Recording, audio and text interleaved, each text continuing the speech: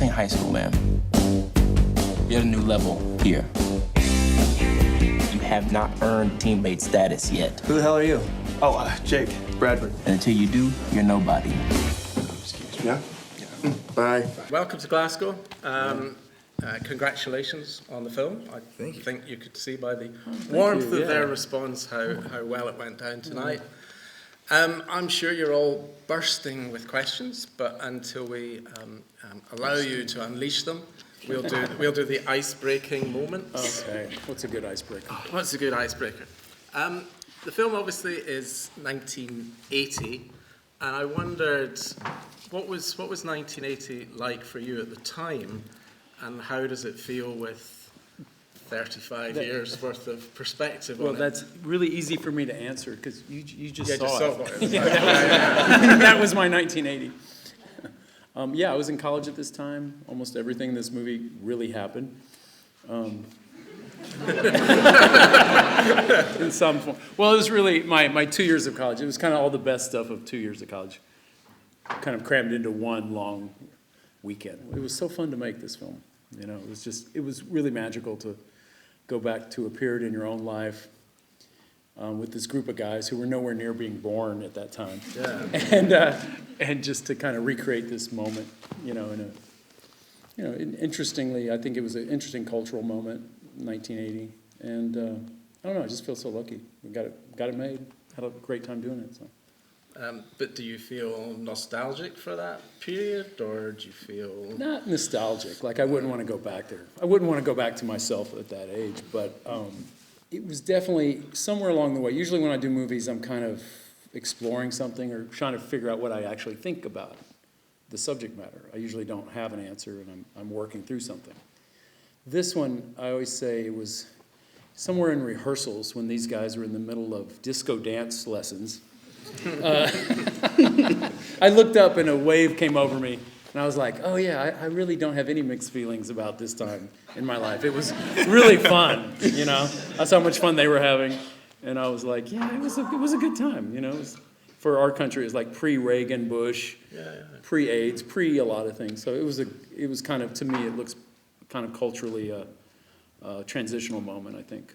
So. And for both of you guys, as you said, it's almost ancient history because it's pre your existence. But you all went to your kind of bunkhouse in Texas for the 3 weeks to prepare. So what most got you into the spirit of the time? The time. I think the spirit of the time was really the wardrobe. That was one of the things. Yeah, they were like, sure. Did you really wear clothes this tight? Sure. Like, Yeah. My mom says pants so tight you can tell what religion you are.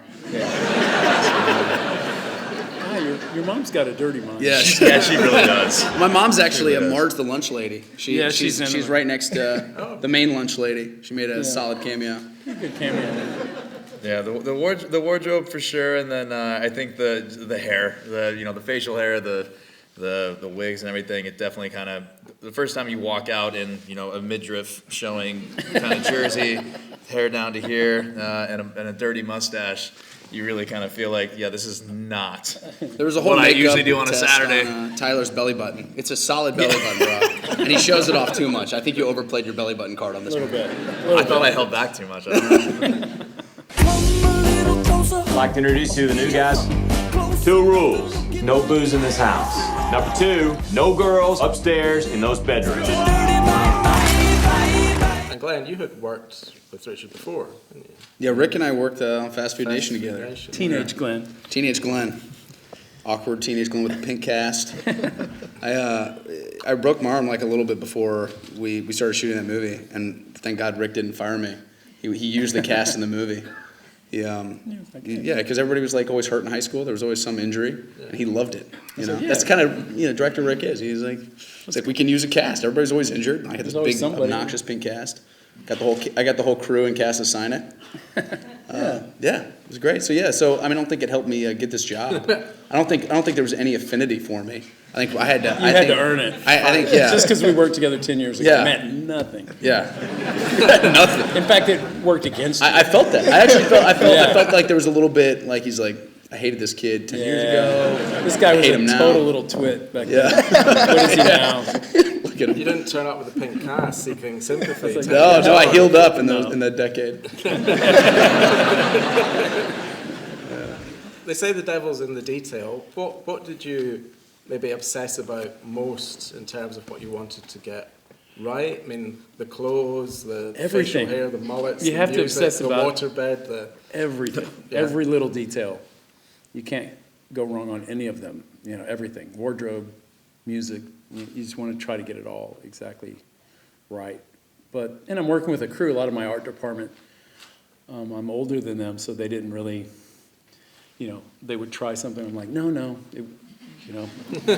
So I'm the one kind of picking everything apart. But there's a lot of photo records, you know, of it. So, but everyone tries to make everything bigger. I remember my production designer, the disco dance floor, he wanted to have it lit, like in Saturday Night Fever, where it lights up as you step on it. I was like, no way. This was a cheap, crappy little disco that they threw up a disco ball and some lights and called it a disco. We're not going to get that, you know, high tech or fancy. Everything's kind of low rent. We found that beautiful house that was kind of practically falling down.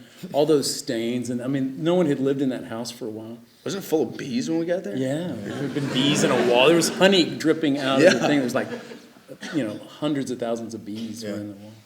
Yeah. It shows you how much Rick cares about his actors. You know? It was a toxic waste dump, but that's okay. That's okay. I'm seriously worried about these new guys. Play a good game, man. We have a little tradition welcoming the new guys. Freshman batting practice! Welcome to the big time, boys. The music is the fun part. In a film like this, it's easy, because like I know every song in this movie I have a very personal relationship with. When I first started writing the script, I think I collected about 200 songs in all these different genres that were just around. I gave these guys maybe 100 songs when they showed up. And then in the movie, I think there's 40 something. But I was just picking things that really happened. I was in the back seat of that car. My friend Julio and Danny were in the front seat. He was singing that part of Rapper's Delight, and so it's just from memory. So I leave it at that. It's fun. But you can't get everything you want. I had a lot of songs in the script that either you can't afford or they're not available, but there was just a lot of choices to go to. There was a Michael Jackson song I wanted when they went into the disco from the Off the Wall album. And the Jackson estate was just impossible. It was like $250,000 for 45 seconds of a song or something. Just couldn't afford it. So I got Jermaine Jackson from, Let's Get Serious. It's a very good song. So. Still a Jackson. It's practical. Yeah, he stayed at Motown where Michael and his brothers, they went off. So he was available. There's always a practical answer to everything. We have these fanciful ideas, and then it really comes down to like, okay, that's the obvious choice based on money or whatever. How did you know what room I was in? I'm an investigative journalism major. So I guess you know my name then. Yes. As soon as you tell me. I always say that working with Rick, Rick is the most creatively encouraging director that I've ever worked with. He really kind of sets a great tone on set, which is that I always say he's great at directing by asking questions, as opposed to being like, do this, do that, and like giving kind of commands and making everything very execution based. It's great like asking questions, like, well, what do you think? Like, why do you think you would do that? Or and kind of getting you to find the answer on your own, even if he's guiding you that way.